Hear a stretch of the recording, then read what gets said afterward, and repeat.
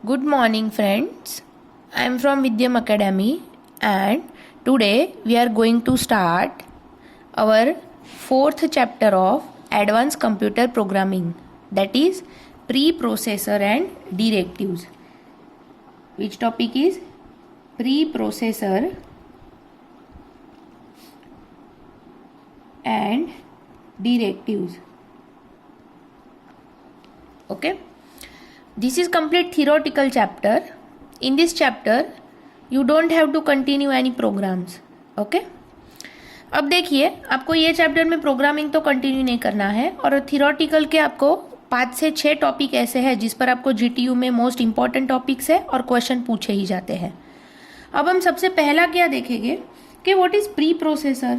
आपको इस पर क्वेश्चन होता ही है कि प्री प्रोसेसर क्या है, एक्सप्लेन कीजिए, या फिर कौन से प्री प्रोसेसर डायरेक्टिव्स है। सी में कौन सी प्री प्रोसेसर डायरेक्टिव्स है, तो वो प्री प्रोसेसर डायरेक्टिव्स जो है उसको एक्सप्लेन कीजिए या उसको नोट डाउन कीजिए। तो इस तरह का एक आपको बहुत इंपॉर्टेंट क्वेश्चन पूछा जाता है। अब मैं सबसे पहले आपको बता दूं, प्री प्रोसेसर मतलब पता है क्या होता है।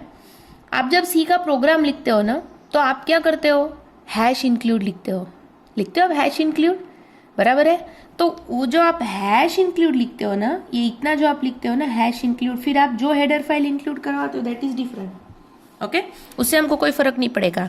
आप हैश इंक्लूड stdio.h लिखो, हैश इंक्लूड conio.h लिखो, हैश इंक्लूड math.h लिखो, उससे फर्क नहीं पड़ेगा। बट ये जो इतना लिखते हो ना आप हैश इंक्लूड, तो इसे बोलते हैं प्री प्रोसेसर। इसे क्या कहा जाता है, प्री प्रोसेसर। ऐसे तो काफ़ी सारे प्री प्रोसेसर है सी लैंग्वेज में, पर हमको उतना एडवांस और डीप में कंसेप्ट नहीं था ना, इसीलिए हमको वो सारे प्री प्रोसेसर ऐड करने की ज़रूरत नहीं पड़ी। जैसे आपको और एक प्री प्रोसेसर पता है, आपको पता हो तो हम एरिया ऑफ सर्कल का प्रोग्राम करते थे। एरिया ऑफ सर्कल का अगर हमको प्रोग्राम करना हो तो उसमें हमको पता है पाई की वैल्यू यूज़ करनी होती थी। तो हम क्या करते थे कि या तो मेन के अंदर आप इंट आर फॉर रेडियस ले लो, क्योंकि पाई आर स्क्वायर होता है ना, और एक आप पाई इक्वल टू 3.14 डिफाइन कर दो, फिर आप सीधा पाई की वैल्यू यूज़ कर लेना। अदरवाइज मतलब फ्लोट पाई 3.14 ऐसा आप लिख सकते थे ना, बराबर है। जैसे कि फॉर एग्जांपल मुझे एरिया ऑफ सर्कल का प्रोग्राम करना है, तो मैंने hash include stdio.h hash include conio.h लिख दिया। फिर मैं क्या करूँगी, यहाँ पर वॉइड मैन लिख दिया मैंने। फिर वॉइड मैन लिखने के बाद हम क्या करते थे, तो इंट आर फॉर रेडियस, बराबर है। उसके बाद हम क्या करते थे, फ्लोट। अब पाई की वैल्यू तो फिक्स ही रहती है, तो पाई इक्वल्स टू 3.14, और फिर ये 3.14 को आप यूज़ करते थे, बराबर है ना। पर अब ना आपको अगर ये पाई की वैल्यू यहाँ ना देनी हो ना, तो हम पता है क्या करते थे, एक प्री प्रोसेसर यूज़ करते थे, हैश डिफाइन। याद आया सभी को।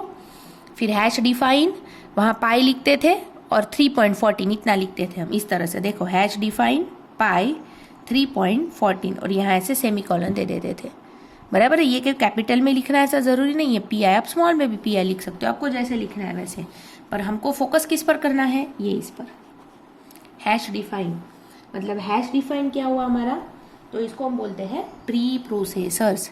सभी को पहले क्लियर हो गया प्री प्रोसेसर किसको बोलते हैं, ये सबको प्री प्रोसेसर बोला जाता है। हैश इंक्लूड, हैश डिफाइन, अब ऐसे ना बहुत सारे हैं। मैंने जैसे आपको कहा कि उतने इसकी हमको ज़रूरत भी नहीं पड़ी कभी यूज़ करने की, तो हमने उनको यूज़ ही नहीं किया है, इसलिए हमको वो कहीं पर आया नहीं है। पर अब हम वो देखेंगे, ठीक है। तो पहली चीज़ आपने क्या देखना, ध्यान में रखना है कि सारे प्री प्रोसेसर ना हैश सिंबल से स्टार्ट होते हैं। सभी प्री प्रोसेसर को स्टार्ट करने के लिए आपको कौन सा सिंबल यूज़ करना है, कंपलसरी हैश। और दूसरी चीज़ ध्यान में रखनी है कि प्री प्रोसेसर हमेशा मेन के पहले लिखे जाते हैं। प्री प्रोसेसर हमेशा कहाँ पर लिखा जाता है, मेन से पहले आपको ऐड करना होता है, बराबर है। और ये क्या रहता है पता है, इसको प्री प्रोसेसर जो ये रहते हैं ना, हम जो लिखते हैं हैश इंक्लूड, हैश डिफाइन, इसको ना कमांड लाइंस भी बोला जाता है या डायरेक्टिव्स भी बोला जाता है। क्या बोला जाता है, खास ध्यान रखना है कि pre processor R command line, और उसको क्या बोला जाता है, डायरेक्टिव्स भी बोला जाता है। क्लियर हुआ ये सभी को। प्री प्रोसेसर को खास ध्यान में रखना है आपने कि कमांड लाइन भी बोलते हैं या क्या बोलते हैं इसको, डायरेक्टिव्स भी बोलते हैं। क्लियर। दूसरी चीज, हम प्री प्रोसेसर किसे बोलते हैं, तो ये जो हम हैश इंक्लूड, बस इतना ही, आगे का कुछ नहीं बोलना है, हैश डिफाइन, इतना ही, इसे हम क्या कहते हैं, प्री प्रोसेसर। ये हमेशा कहाँ लिखना होता है, मेन से पहले लिखना होता है। बराबर है, सभी को क्लियर हो गया ये। अब ये क्या करता है, इसका जरूरत क्या है, तो प्री प्रोसेसर क्या करता है पता है, जैसे कि हम हैश इंक्लूड लिखते हैं, हैश डिफाइन लिखते हैं, तो ये सब क्या करते हैं, हमारा जो सोर्स कोड रहता है ना उसको प्रोसेस करने का काम करते हैं। जो भी सोर्स कोड रहता है हमारा, हम जो कोडिंग लिखते हैं मेन के अंदर, तो ये जो सोर्स कोड रहता है ना इसको प्रोसेस करने का काम प्री प्रोसेसर करता है। देखो कैसे, सपोज आपने एक एडिशन ऑफ 2 नंबर का प्रोग्राम लिखा, बराबर है। अब वो एडिशन ऑफ टू नंबर क्यों, ये लो ना, मेरी ऑफ सर्कल का यहाँ पर लिख रहे थे, बराबर है। हम क्या ले लेंगे, एक फ्लोट एरिया या ए ले लेंगे, फिर हम क्या करेंगे, आर की वैल्यू यहाँ डिफाइन ही कर देते 3, लो क्लियर। अब हम क्या कर देते हैं, A is equals to pi into R, लो हो गया क्लियर। और प्रिंट एफ में क्या प्रिंट करवा दो, एरिया इज रेडी, किस में आएगा, %f, और यहाँ पर किसको बुला लो, ए को बुला लो खत्म। यहाँ पर क्या कर दो, गेट ch, और यहाँ पर कर दो क्लोज, लो ये एरिया ऑफ सर्कल का प्रोग्राम है। अब आपको क्या करना है कि प्री प्रोसेसर एक्चुअली करता क्या है, ये जो हम ऊपर अब लिखते हैं ना, मैं यहाँ पर भी फिलहाल ऐड कर देती हूँ कि हैश इंक्लूड stdio.h, और एक मैं ऐड कर देती हूँ हैश इंक्लूड, बराबर है ना, इतना मैं ऐड कर देती हूँ, क्लियर। अब हमको देखना है कि ये यूज में कब आता है या किस तरह से प्रोसेस होता है। तो आप जब कोई प्रोग्राम को या किसी सोर्स कोड को, ये जो हमारा पूरा सोर्स कोड है, ये सोर्स कोड जब आप क्या करते हो, तो ये जो सोर्स कोड रहता है ना, ये जब पास होता है ना कंपाइलर में, हमारा सोर्स कोड कहाँ जाएगा, कंपाइल होने के लिए जाएगा ना, सी का जो कंपाइलर होगा उसमें।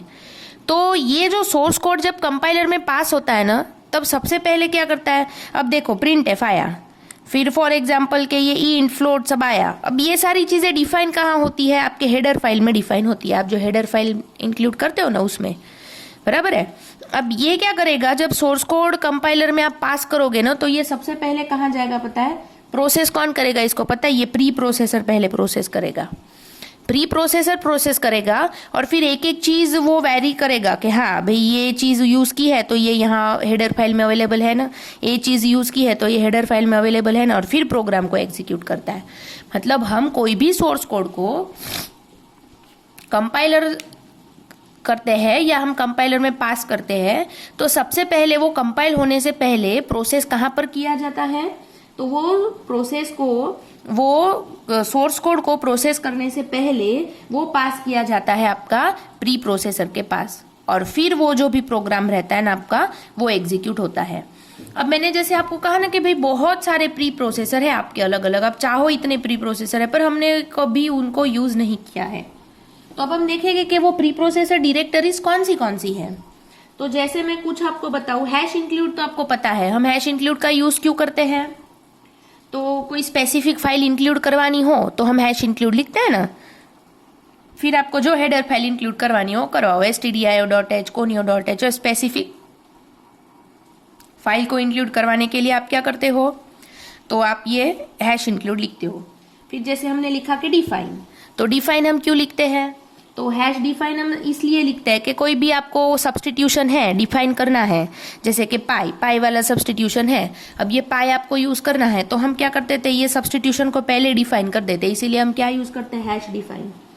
अब वैसे ना एक आता है आपका हैश इफ, क्लियर। तो ये हैश इफ क्यों यूज होता है, तो कंपाइल टाइम कोई कंडीशन है, मैं क्या बोल रही हूँ, कंपाइल टाइम की कंडीशन। तो कंपाइल टाइम कंडीशन अगर आपको चेक करनी है ना, तो कंपाइल टाइम चेक करने के लिए कंडीशन आपको क्या यूज करना होता है, हैश इफ। क्लियर हो गया, any compile time condition check करने के लिए आपको क्या यूज करना होगा, हैश इफ। उसके बाद आप देखो तो ऐसा ही है आपका हैश एल्स, क्या है आपका हैश एल्स। तो ये क्या होता है कि अगर इफ, मतलब कि ये हैश इफ फेल हो गया, बराबर है। कंपाइल टाइम की कंडीशन चेक करते वक्त हैश इफ की कंडीशन फेल हो गई, तो वो कंडीशन फेल हो जाने के बाद आपको कोई अल्टरनेटिव देना हो कि भाई ये नहीं तो दूसरा, तो हम क्या यूज करते हैं, हैश एल्स यूज करते हैं। क्लियर।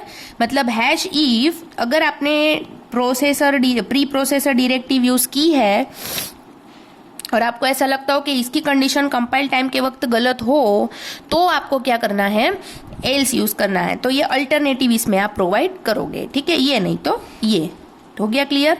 ये सारी चीजें जो हम देख रहे हैं ना, ये आपको मेन के बाहर ही लिखनी है। पहले वाला hash include, hash define, hash if, hash else, ठीक है। उसके बाद आपका क्या आता है, तो आता है कि hash and if. Hash and if ये क्या होता है कि फॉर एग्जाम्पल आपने कोई इफ की कंडीशन स्पेसिफाई की है, अब उस इफ की कंडीशन को आपको क्या करना है, एंड करना है, तो आप क्या यूज करते हो, हैश एंड इफ यूज करते हो। क्लियर। मतलब वो क्या हो जाएगा, वो जो कंडीशन होगी आपकी, इफ होगा जो भी आपका, वो क्या हो जाएगा, वहां पर हैश इफ जो है वो एंड हो जाएगा। ये क्या बताता है, हैश इफ का एंड बताता है। फिर वैसे ही आपका आता है हैश इफ और फिर आता है DEF, बराबर है। मतलब हैश इफ हम क्यों यूज करते थे, कंडीशन टेस्ट करने के लिए कंपाइल टाइम। तो फिर अब सवाल ऐसा है कि इफ डेफ क्या करता है, तो डिफाइन की हुई कंडीशन टेस्ट करता है। इफ डेफ में आप यहाँ कोई एक कंडीशन डिफाइन करोगे और वो कंडीशन जो रहेगी ना डिफाइन की हुई, ये क्या करेगा, ये चेक करेगा, इसीलिए उसको बोलते हैं इफ डेफ। क्या बोलते हैं, इफ डेफ, बराबर है। फिर सपोज आपको नेक्स्ट आता है अनडेफ। अनडेफ मतलब क्या होता है, इफ डेफ मतलब क्या हो गया कि कंडीशन टेस्ट करवाने के लिए, डिफाइन की हुई कंडीशन टेस्ट करवाने के लिए। तो अनडेफ मतलब क्या होता है कि किसी को डिफाइन किया और अब उसको निकाल देना है, रिमूव कर देना है, अनडिफाइन कर देना है, तो हम क्या यूज करते हैं, अनडेफ। मतलब जैसे यहाँ हैश डिफाइन यूज किया था ना पाई 3.14, अब आपको ऐसा लगता है कि अनडिफाइन कर देना है, तो यह क्या यूज करना है, हैश अनडेफ पाई 3.14। मतलब जो डिफाइन किया था वो अनडिफाइन हो जाएगा, बराबर है। मतलब आप पाई अब यूज करोगे कहीं तो वो आपको एरर बताएगा, क्यों, क्योंकि आपने तो डिफाइन किया था और फिर से अनडिफाइन भी कर दिया। तो अनडिफाइन किसके लिए यूज होता है, किसी भी चीज को अनडिफाइन करना हो तो आप अनडेफ यूज करते हो, बराबर है। उसके बाद आता है आपका hash ELIF, ELIF, hash ELIF। आपको पता है हम एल्स इफ यूज करते थे, इफ एल्स यूज करते थे, इफ एल्स के बाद हम इफ एल्स इफ यूज करते थे। तो मल्टीपल कंडीशंस आपको देनी हो ना, तो आप ये एलिफ यूज करते हो। मल्टीपल कंडीशंस आपको प्रोवाइड करनी हो तो आप क्या यूज करोगे, एलिफ यूज करोगे, ठीक है। मतलब एलिफ से क्या हो जाएगा, तो मल्टीपल कंडीशन के ऑप्शंस आप दे सकोगे, ये नहीं तो ये नहीं तो ये नहीं तो ये, और फिर लास्ट में एल्स लिख देना, कुछ भी नहीं तो लास्ट वाला। तो ये सारे आपके प्री प्रोसेसर्स हैं। देखो अब आपको अगर पूछा जाए कि प्री प्रोसेसर क्या है, आपको ये क्वेश्चंस पूछा जाता है और ये सारे आपको एक्सप्लेन करने हैं। आपको मैं प्रॉपर इसकी नोट्स प्रोवाइड करूंगी, ये किसी ने नोट डाउन करने की ज़रूरत नहीं है, आपको सिर्फ समझने के लिए है। तो सबसे पहला क्या ध्यान रखना है कि प्री प्रोसेसर मतलब हैश इंक्लूड, हैश डिफाइन, ये सारी चीज़ें जो हम मेन से पहले लिखते हैं। उसके बाद इसको कमांड लाइन भी बोला जाता है या डायरेक्टिव्स भी बोला जाता है, और ये हमेशा स्टार्ट कहाँ से होता है, कौन से सिंबल से स्टार्ट होते हैं, हैश, ठीक है। उसके बाद इसका यूज क्या होता है, तो इसका यूज क्या होता है, तो हम जब भी कोई सोर्स कोड है तो सोर्स कोड को प्रोसेस करते हैं तो उसके पहले वो कंपाइलर में पास किया जाता है, और फिर कंपाइलर में पास होता है ना जब, तब आपके ये प्री प्रोसेसर यूज में आते हैं। और आपको ये जो मैंने लिस्ट बताई है ना, ऐसे तो बहुत सारे प्री प्रोसेसर पर मैंने कुछ मेन ही बताया है, तो ये सारे आपने मेंशन करने हैं। क्लियर हो गया। इफ है तो एल्स है, एंड इफ है तो इलिफ है, सारे पहले ले लेना इफ वाले। फिर इफ डिफाइन, अनडिफाइन, इंक्लूड और डिफाइन तो हमारे दो थे ही। मतलब ये सारे का लिस्ट प्रॉपर एक्सप्लेनेशन के साथ मेंशन करना है। तो this is your pre processor directives. Clear सभी को।